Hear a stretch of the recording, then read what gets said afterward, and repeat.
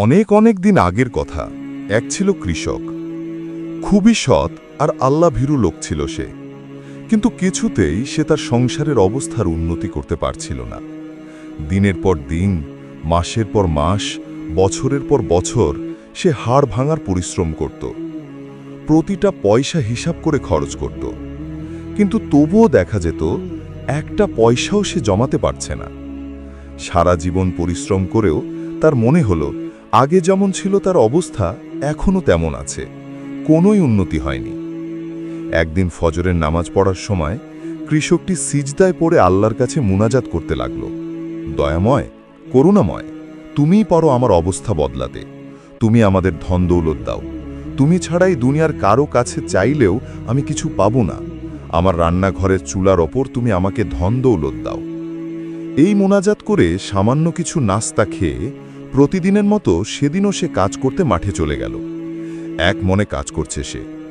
হঠাৎ একটা কাঁটা গাছে তার কাপড় জড়িয়ে কাপড়টা ছিঁড়ে গেল। রাগে দুঃখে তার কান্না আসতে লাগল। এমনি সে গরিব মানুষ, তার উপর জামাটি ছেড়ে যাওয়ায় কষ্ট হওয়াটা ছিল স্বাভাবিক ব্যাপার। সে কোদাল চালিয়ে কাঁটা গাছটি শেকড় শুদ্ধ উপড়ে ফেলতে লাগল। হঠাৎ কোনো কিছুর সাথে তার কোদাল লেগে ঝনঝন শব্দ ভেসে উঠল।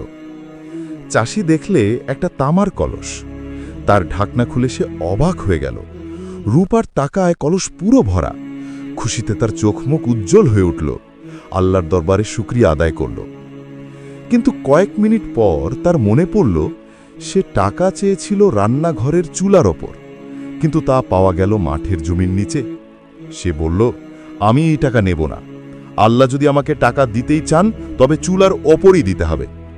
এরপর সে বাড়ি চলে গেল। কলস ভর্তি টাকা সেখানেই পড়ে রইলে।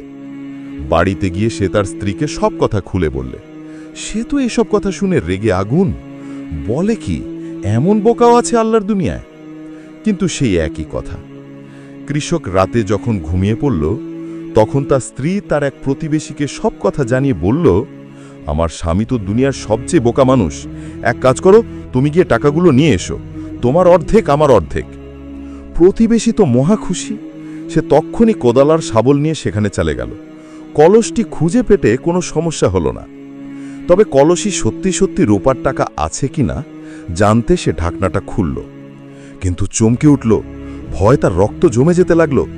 কলসটা যে কালো কালো বিষাক্ত সাপে ভরা, ফসফস করছে। আরেকটু হলে তাকে কামড় দিয়েই ফেলত। সে বুদ্ধি করে কলসটার মুখ বন্ধ করল। তারপর ভাবতে লাগল, মহিলাটি তো তাকে মেরে ফেলছিল।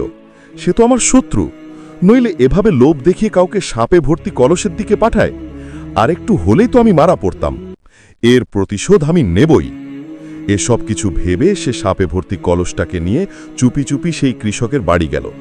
তারপর আরও চুপি চুপি কারো টের পাওয়ার আগেই সেই সাপে ভর্তি কলসটি চুলার ওপর ঢেলে দিল।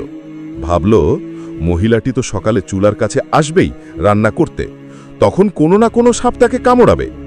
সকালে সেই কৃষক যথারীতি ফজরের নামাজ পড়বে বলে অজু করার জন্য রান্নাঘরের পাশ দিয়ে যাওয়ার সময় সে দেখল চুলার ওপর কি যেন চকচক করছে। কাছে গিয়ে দেখল, এ কি, এ যে সব রূপার টাকা। সে তক্ষুনি সিজদায় পড়ে গেল, বলল, সবই আল্লাহ, তোমার দয়া, তোমার কাছে হাজার শুকর।